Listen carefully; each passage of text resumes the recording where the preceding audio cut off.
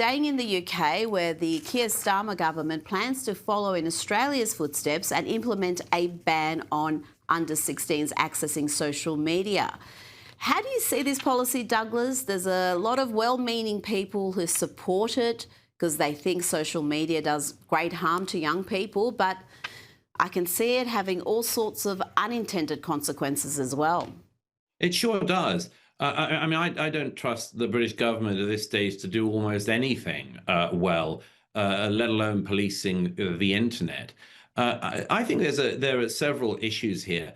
I mean, clearly, and the work of Jonathan Haidt and others has shown this, clearly the use of social media has some very negative effects on people when they're in their teens, particularly when they're in the age of sort of 13 plus. And they're starting to think about their image, and there's just terrible effects, particularly on young girls. And the data all proves that. Whether or not that should mean that there should be some kind of social media ban, or whether it means, which is what I would prefer, that schools and parents and others are better at making sure that kids aren't on their phones endlessly. I'd rather prefer the latter, it has to be said. But yes, the unintended consequences of all of this sort of thing are almost limitless in their number. And as I say, I mean, who in the British government would you trust to do such a thing, anything but ineptly? This is a government that can't even do a deal to give away islands to Mauritius without being incredibly inept about it and ending up paying through the nose for it. So no, I don't trust them to manage to get on top of social media any more than I expect them to manage to get on top of anything else. Before you go, Douglas, I loved your piece in the New York Post this week on the uprisings we are seeing in certain blue cities in America. You wrote the radical leftists who are objecting to any and all ICE operations are blurring a most important line between legal and illegal. Can you just explain what you mean by that and about this hill the Democrats have chosen to die on, which is protecting illegal immigrants at all costs? Well, it's quite amazing, actually, when you think about it, because it's not just ended up with protecting illegal immigrants. It's protecting illegal immigrants who've carried out crimes. I mean, there have been ICE officers who've been trying to detain people who have committed rapes and other crimes since being in the US illegally.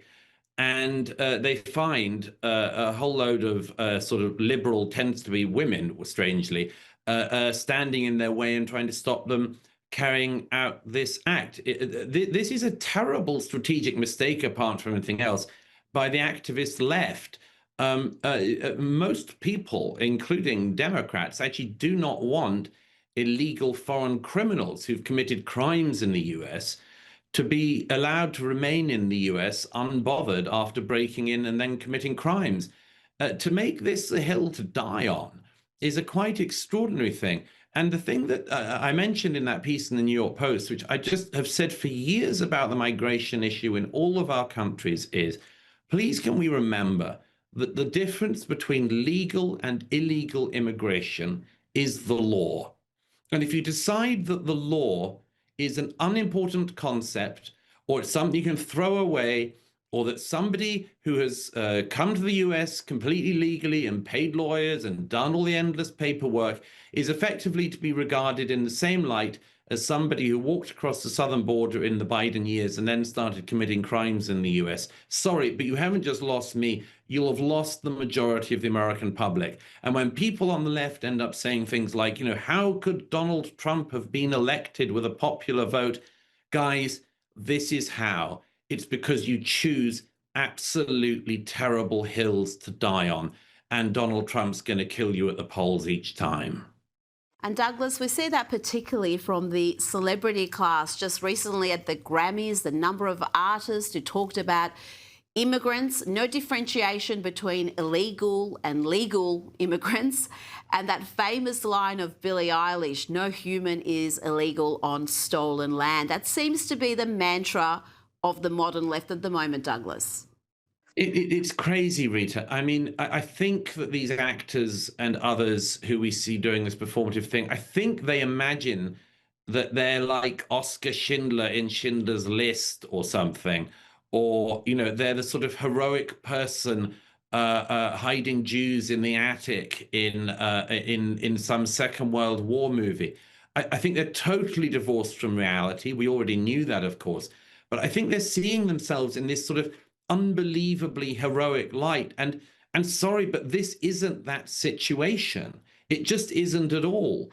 And unfortunately, celebrities have decided that somehow, a foreign criminal is somehow like a Jew in the Holocaust, although not all of them seem to like Jews all that much anymore. But let's put that aside for a moment. And the federal agents of ICE are the kind of Nazi stormtroopers, and therefore that they, the great Hollywood celebrity class, are the only things standing between barbarism and civilization. And I'm sorry, but if civilization were actually reduced to such a stage, among other things, we'd be absolutely down a Swanee if we had to rely on Billie Eilish and co. To be our only line of defense. Douglas Murray, thank you for your time. It's a pleasure as always, Rita. Thank you.